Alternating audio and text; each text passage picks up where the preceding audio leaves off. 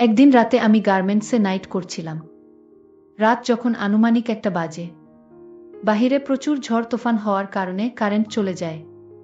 অফিসের ভিতরে গুটগুটে অন্ধকার। আর এদিকে জেনারেটরের নাকি কি সমস্যা হয়েছে।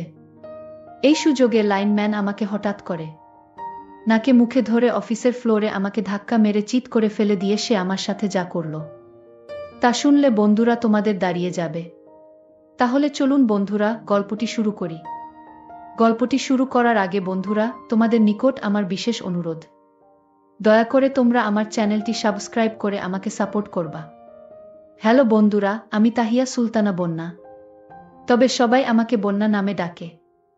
গোপনীয়তা রক্ষার জন্য আমি আমার ছদ্ম নাম ব্যবহার করলাম। বিগত 1 বছর ধরে আমি একটি গার্মেন্টস এ চাকরি করছি। আমাদের গার্মেন্টস এ একজন নতুন লাইনম্যান এসেছে। শুনেছি তার নাকি কাজের খুব অভিজ্ঞতা। আর লাইনম্যান নাকি মালিকের সুর বাড়ির কি সম্পর্কে আত্মীয় বটে। আর আমি গার্মেন্টস এর একজন অপারেটর।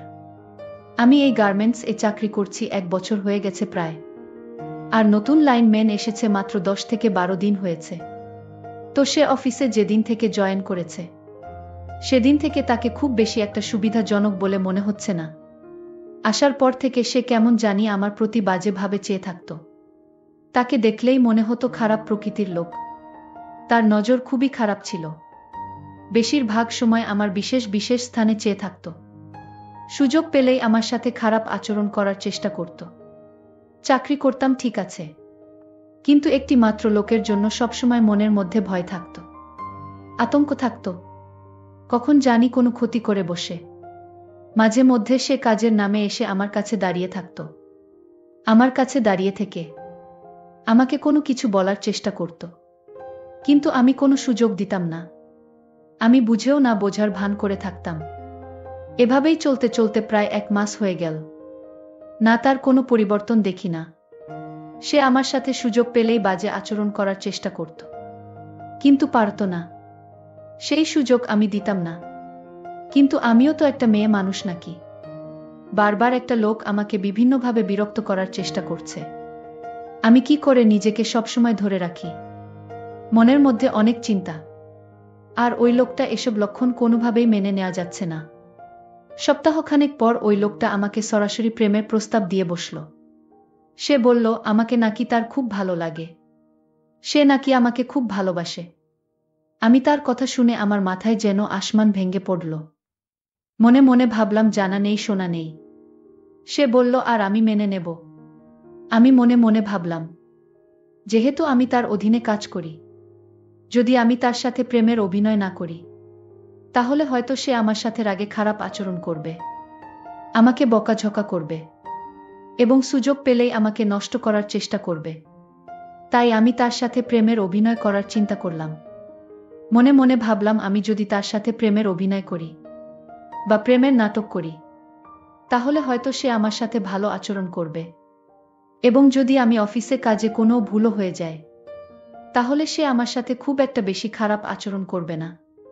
অবশেষে আমি বাধ্য হলাম তার সাথে প্রেমের অভিনয় করতে। কিন্তু এই অভিনয়টাই যে আমার জীবনে কাল হয়ে দাঁড়িয়ে যাবে, সেটা আমি কখনো কল্পনাও করতে পারি নাই। যাই হোক বন্ধুরা, এরপর থেকেই তার সাথে প্রেমের অভিনয় আমার শুরু হয়। সে আমার দিকে যখন রোমান্টিক মুডে তাকিয়ে থাকত, আমিও তার দিকে তাকিয়ে থাকতাম। সে যখন আমার দিকে রোমান্টিক মুড নিয়ে তাকিয়ে থাকত, তখন আমিও তার দিকে তাকিয়ে থেকে মুচকি 2-একটা হাসি দিতাম। আর আমার হাসি দেখে সে মনে মনে হাসতে থাকত এবং সে খুব খুশি হতো। আর সে মনে মনে ভাবতে থাকে এতদিন পরে আমি আমার কাঙ্ক্ষিত উদ্দেশ্য সফল করতে পেরেছি। মনে হয় সে আমার প্রেমে রাজি হয়ে গেছে। 2 দিন পর ওই গার্মেন্টসের লাইনম্যান আমাকে বলল, শোনো বন্যা, আগামীকাল শুক্রবার। কালকে আমাদের সকলের ছুটি। আগামীকাল তুমি আর আমি পার্কে ঘুরতে যাব। অনেক মজা হবে। তুমি কি যাবা? আমি কিছুক্ষণ চুপ করে থেকে তার সাথে যেতে রাজি হলাম।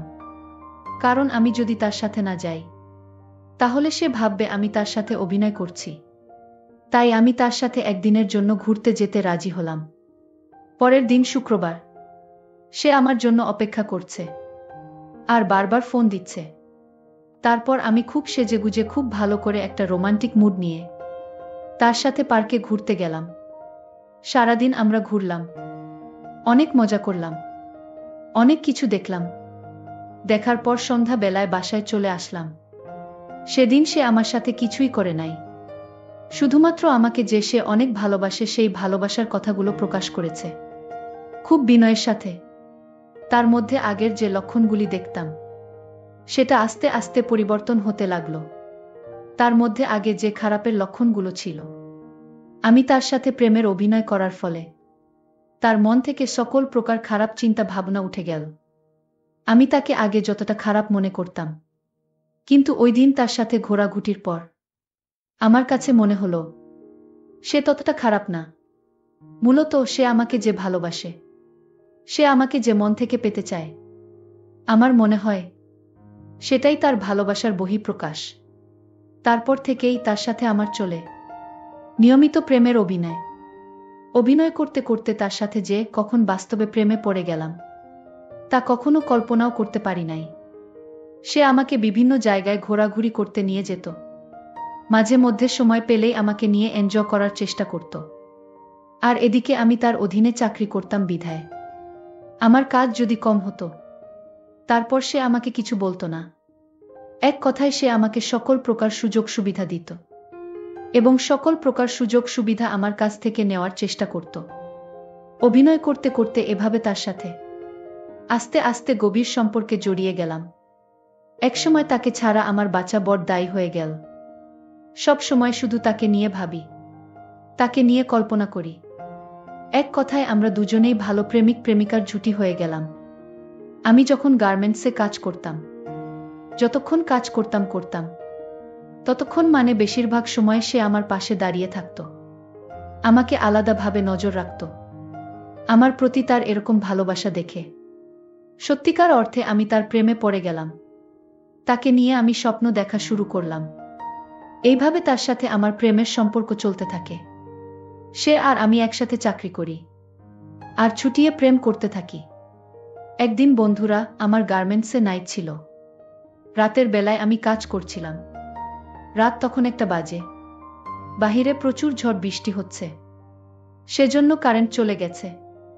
আর জেনারেটরেও নাকি কি যেন সমস্যা হয়েছে, তাই জেনারেটর আর স্টার্ট করতে পারে নাই। তাই পুরো ফ্লোর গুটগুটে অন্ধকার হয়ে আছে। হঠাৎ আমি অনুভব করলাম কেউ যেন আমাকে টেনে নিয়ে কোথায় যাচ্ছে। পরক্ষণেই আমি বুঝতে পারলাম সে আর কেউ নয়, সে আমারই প্রেমিক সুবল। সেদিন আমি তার এই অবস্থা দেখে আমি খুব ভয় পেয়ে গেলাম আর বলতে লাগলাম, সুবল তুমি কি করছা? তখন সুবল আমার মুখ চেয়ে ধরে বলল, চুপ। তারপর আমি তাকে ভয়ে চুপ হয়ে রইলাম। তারপর রাতের অন্ধকারে সে আমার একটি গোপন জায়গায় নিয়ে ধাক্কা মেরে ফেলে দিল। তারপর আমি বললাম, সুবল তুমি না আমাকে ভালোবাসো, তাহলে তুমি আমার সাথে এই রকম করছো কেন? তারপর সে আমাকে বলল, চুপ, একদম চুপ। আমি তোমাকে ভালোবাসি, বিদায় আমার ভালোবাসার অধিকার আজকে আদায় করে নিব। প্লিজ বন্যা, আমায় বাধা দিও না। তারপর সে আমাকে এক প্রকার জোর করে আমার সব কিছু দুমড়ো মুচড়ো করে ফেলতেছে। তখন আমি মনে মনে ভাবলাম, আজকে সে আমার সাথে যে রকম করতেছে, এখন যদি আমি তাকে বাধা দেই তাহলে হয়তো সে আমাকে মেরে ফেলবে, নাইলে সে আমার সাথে জোর করে আমার ভয়ঙ্কর কিছু করে ফেলবে।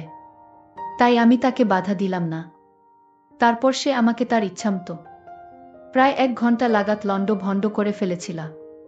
কি বলবো বন্ধুরা, জীবনের প্রথম আমি এই পরিস্থিতিতে পড়েছিলাম। পরের দিন আমি সমস্ত শরীরে ব্যথা অনুভব করছি, বিশেষ করে নির্মাংসে প্রচুর ব্যথা অনুভব করছি। আমি হাঁটতে পারছিলাম না। তো প্রায় 2-3 দিন পর্যন্ত আমার এই ব্যথা ছিল। কিন্তু সে প্রায় ফোন করে আমার খবর নিত, আমাকে দেখার জন্য পাগল হয়ে গেল। তারপর সে অফিস শেষ করে আমাদের বাসায় চলে আসলো আমাকে দেখার জন্য। সে এসেই আমার কাছে ভুল স্বীকার করল। সে অনুশোচনায় ভুগতে লাগলো আর বলল, দেখো বন্যা, সেদিন আমার মাথা ঠিক ছিল না, আমি একটু অন্যমনস্ক হয়ে গেছিলাম বিদায়। এরকম ধরনের একটা ভুল হয়ে গেছে, আর কোনোদিন এরকম হবে না। তুমি আমাকে ক্ষমা করে দাও। আমি বললাম, কিসের ক্ষমা? আমার জীবনের সবচেয়ে দামি সম্পদ কেড়ে নিয়েছো তুমি, আর বলছো তোমাকে আমি ক্ষমা করে দিতাম? তারপর সুবল আমাকে বলল, বন্যা, কি করলে তুমি আমাকে ক্ষমা করবে? আমি বললাম, আমাকে তোমার বিয়ে করতে হবে, আর তা না হলে কোনোদিনও আমি তোমাকে ক্ষমা করব না। তারপর আমাকে বলল, ঠিক আছে বন্যা, আগামীকালকে তুমি রেডি থেকো, আগামীকালকে তোমাকে আমি বিয়ে করব। পরের দিন আমি বাবা মা ভাই বোন কাউকে না জানিয়ে আমি আর সুবল একলা একলা গিয়ে কাজী অফিসে বিয়ে করে ফেললাম। কিন্তু এই বিয়েটাই ছিল আমার জীবনের সবচেয়ে বড় ভুল। আমি তো তাকে চিনতাম না, আমি তো তাকে জানতাম না সে যে তার দেশের বাড়িতে আরেকটা বিয়ে করেছে, তার একটা বাচ্চাও আছে। সুবলের সাথে আমার বিয়ের প্রথম দিন, যখন তার সাথে আমার প্রথম বাসর হয়, সেদিনই রাত্রে তার ফোনে অনেকগুলো ফোন আসে, কিন্তু সে তার মোবাইল ফোন সাইলেন্ট করে রাখে। আমি ভাবছি হয়তো আজকে আমাদের বিশেষ দিন বিদায় সে সাইলেন্ট করে রেখেছে। একটু পরেই সে আমার সাথে বাসর ঘরের কাজ করা শুরু করল। অনেক ভালো লেগেছিল আমার, অনেক মজা হয়েছিল। সেদিন সারা রাত আমরা কাজ করার পর সকালে সে তার বাসায় চলে গেল, আমি আমার বাসায় চলে আসলাম। এইভাবে তার সাথে আমার প্রায় 1 মাস লুকিয়ে লুকিয়ে থাকতে হলো। 1 মাস পর আমার ফ্যামিলি জানতে পেরেছিল যে সুবলের সাথে আমার বিয়ে হয়ে গেছে। তারপর আমার বাবা মা ভাই বোন সবাই আমাকে প্রথমে অনেক বকাবকি করেছিল। তারপর আর কি করবে, আমাদের বিয়ে হয়ে গেছে, এখন তো কিছু করার নেই। এক পর্যায়ে তারা আমাকে আর তাকে মেনে নিল। এইভাবে সুবলের সাথে আমার সংসার চলতে লাগলো। বিয়ের 1 বছর 3 মাস পরে আমাদের কোল জুড়ে একটি কন্যা সন্তান আসলো। আমরা সকলেই খুশি, কিন্তু এই খুশিটা বেশি দিন আর রইল না। আমার বাচ্চা হওয়ার কিছুদিন পরেই হঠাৎ একদিন এক মহিলা একটি পুত্র সন্তান নিয়ে আমাদের বাসায় হাজির হলো। সেই মহিলা দাবি করল সে নাকি সুবলের প্রথম বউ। বাবা মা ভাই বোন সকলের সাক্ষীতে সুবল তাকে গ্রামের বাড়িতে বিয়ে করেছে। বিয়ের সমস্ত কাগজপত্র ও এই মহিলা আমাকে দেখালো। আমি দেখে আমার নিজের চোখে বিশ্বাস করাতে পারলাম না। মনে মনে ভাবলাম যে আমি কি করলাম, আমি কাকে বিয়ে করলাম, যার নাকি আগে একটা বিয়ে করেছ এবং তার একটি ছেলে আছে। তারপর সেই মহিলা আমাকে বলল, দেখুন সে আমাকে বিয়ে করেছে প্রায় 4-5 বছর হয়ে গেছে। বিয়ের পরে ভালোই ছিল, যখন তার সন্তান হয়েছে, সন্তান হওয়ার 2 থেকে 3 মাস পরে সে দেশ ছেড়ে চলে এসেছে। আর দেশে যায় না, কারো সাথে কথা বলে না, আমার সাথেও না, আমার পরিবারের সাথেও না। এমতাবস্থায় আমি তার অনেক খোঁজ নেওয়ার চেষ্টা করেছি, কিন্তু তার কোনো খোঁজ পাই নাই। আমার এক আত্মীয়র মাধ্যমে আমি খোঁজ নিয়ে দেখলাম যে সে আপনাদের এখানে আছে। তারপর আমি বাধ্য হয়ে আমি আপনাদের এখানে আসলাম। এখন আপনারাই বলুন, আমি কি করব? আমার সন্তানকে নিয়ে আমি কোথায় যাব? মহিলার এই কথা শুনে আমার চোখ দিয়ে ঘট ঘট করে পানি বের হতে শুরু করল। আর সুবলের প্রতি প্রচুর ঘৃণা অনুভব করলাম। কিন্তু এখন আর ঘৃণা করলে কি হবে? এখন যে আমি তার সন্তানের মা, তার কন্যা সন্তানের মা, চাইলেও ছেড়ে যাওয়া সম্ভব নয়। কি করব? চিন্তা করতে করতে মাথা ব্যথা হয়ে যাচ্ছে। কিন্তু এখন আর চিন্তা করলে কি হবে? যা হবার তো হয়ে গেছে, যা সর্বনাশ সবার তো হয়ে গেছে। তারপর ওই মহিলার আমাদের কাছে এমনভাবে কাকুতি মিনতি করতে শুরু করল। অবশেষে আমার তাকে মেনে নিতে বাধ্য হলো। আমার স্বামী সুবলও আমার কাছে ভুল স্বীকার করল। কিন্তু ভুল স্বীকার করলেই আর কি হবে? আমার জীবন তো শেষ। আর তাছাড়া আমার বাকি সারাটা জীবন সতীনের সাথে সংসার করতে হবে।